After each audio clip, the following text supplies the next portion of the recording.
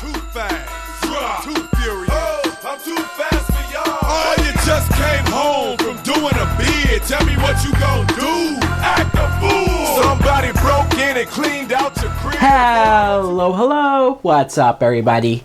My name is Mike Brown, aka ReviewKingMB, and I am here to talk about and review Too Fast, Too Furious. I know, this is the 2003 sequel to The Fast and the Furious. This time it's directed by John Singleton. And the plot is we see Paul Walker back as Brian O'Connor, and we see that I guess he's been on the run from the cops after letting Vin Diesel's character go at the end of the last movie. So he's a fugitive himself, but he quickly gets snatched up by the cops, the same cops, ironically, at least some of them, from the first movie, who want to reuse him again to go undercover to grab this drug dealer, drug kingpin type guy. It's Paul Walker saying, okay, you're going to let me use anybody that I want. He picks Tyrese, and the two of them have to go in there and get enough intel on this guy to bust him.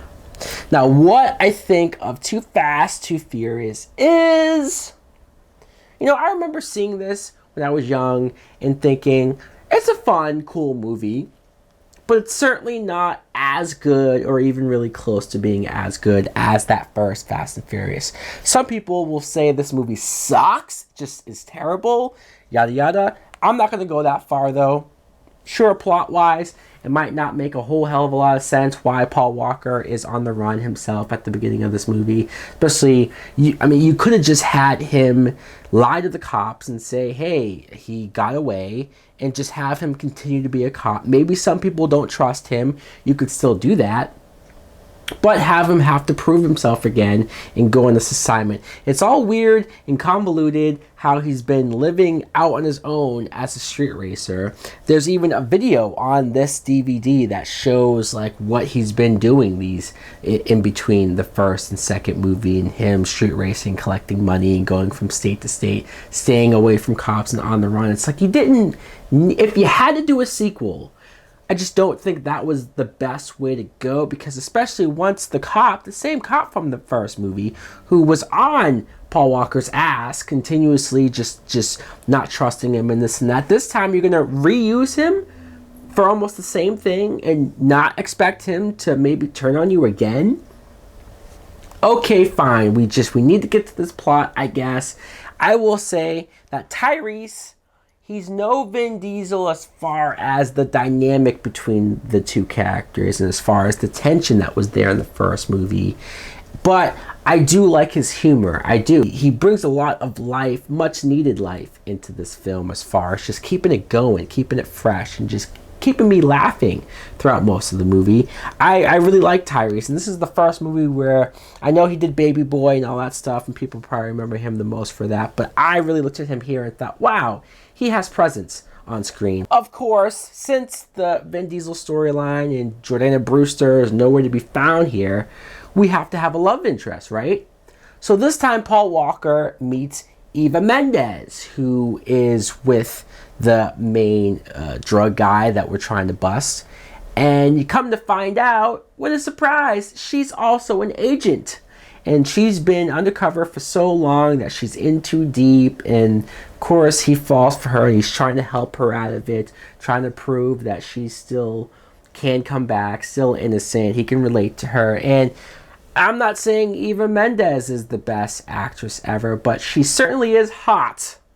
So you can give her a plus in that department. I'm not sitting there rolling my eyes at her delivering her dialogue and stuff. She's serviceable, she's passable for the role that you need her to have. Cole Hauser plays this drug dealer that I'm talking about, and Cole Hauser was always an actor that I thought was underrated. He plays villains a lot of the times when you see him in movies, but I don't see him around as much anymore. I always wonder what happened to him. He is menacing, at least when he has to be. Ludacris is in this movie, like one of his first movies where he's acting. I guess he's doing like the Ja Rule role from that first film.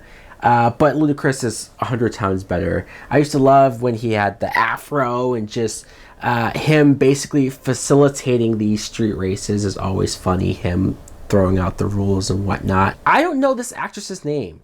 I didn't look her up, so that's my fault. But the Asian girl that's in this movie, she's very cute, but I like her attitude. I like her spunk, her just how she races.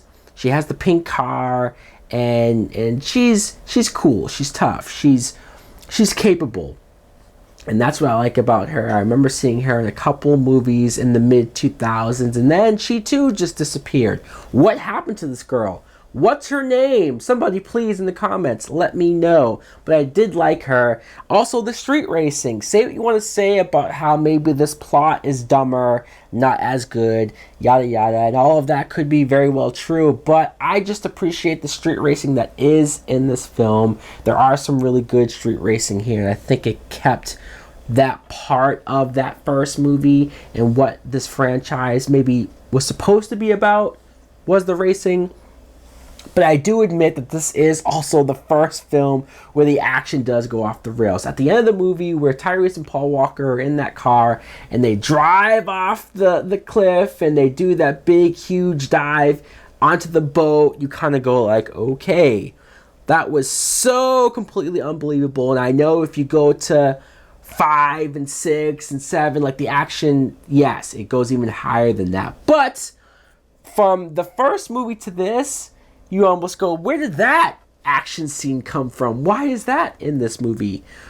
Either way, do I love this movie? Maybe not love. Is it a film that I'm always quick to go back and rewatch? Not really. I'd rather watch the first one or a couple other ones later on.